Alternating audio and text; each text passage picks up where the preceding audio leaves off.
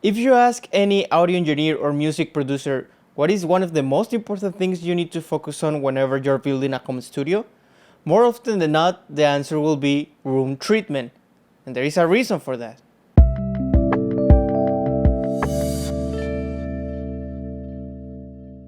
Hi, my name is Jave and welcome back to the channel. In today's video we're going to talk about room treatment. What is it for and why it's so important?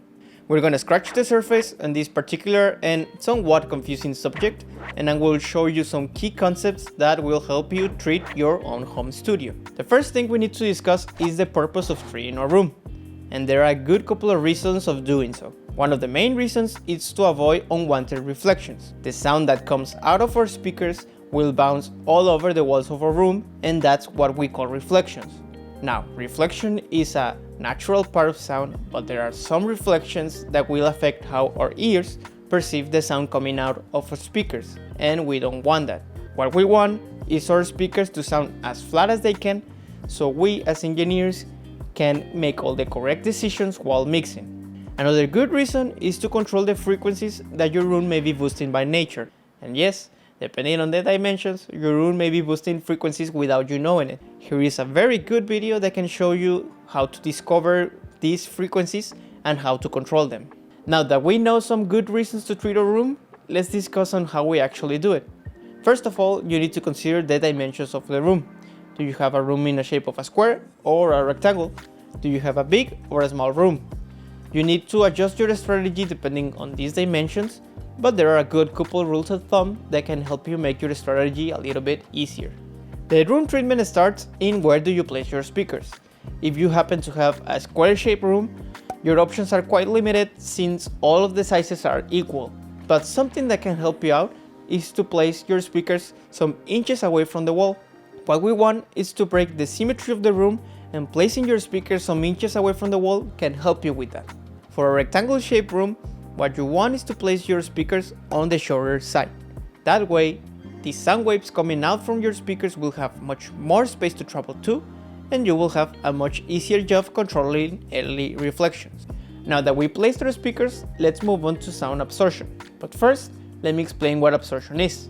When sound waves go through an object, some portion of the sound will be reflected by the object, some other portion of the sound will break through the object, and the left portion of the sound will be absorbed by said object. This absorption is important to us because that is the easiest way to control sound reflection, and that is why we use absorption panels in our home studios.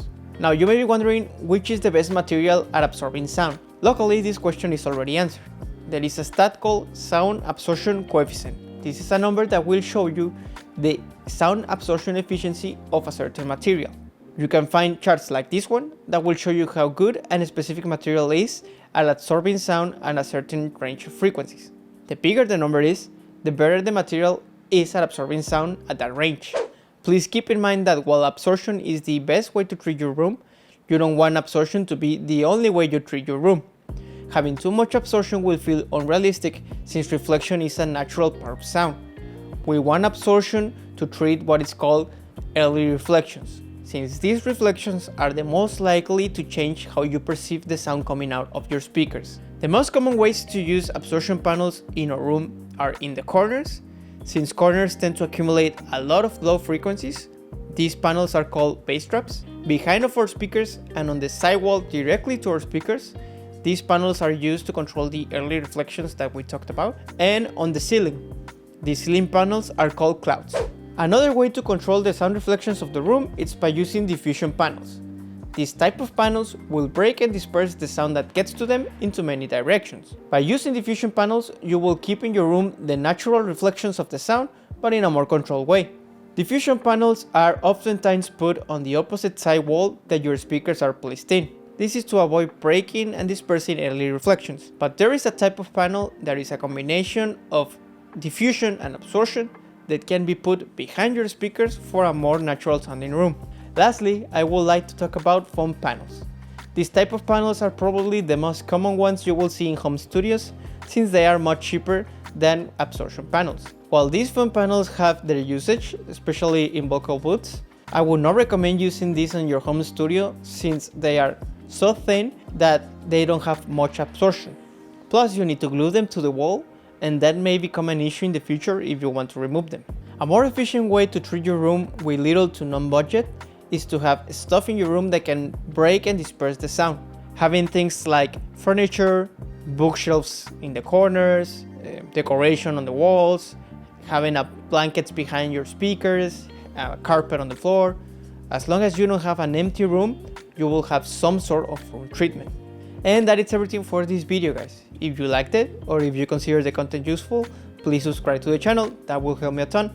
Also, if you have a suggestion for a future video, leave a comment in the comment sections below. I would greatly appreciate that. Hope you have a beautiful day and see you on the next one.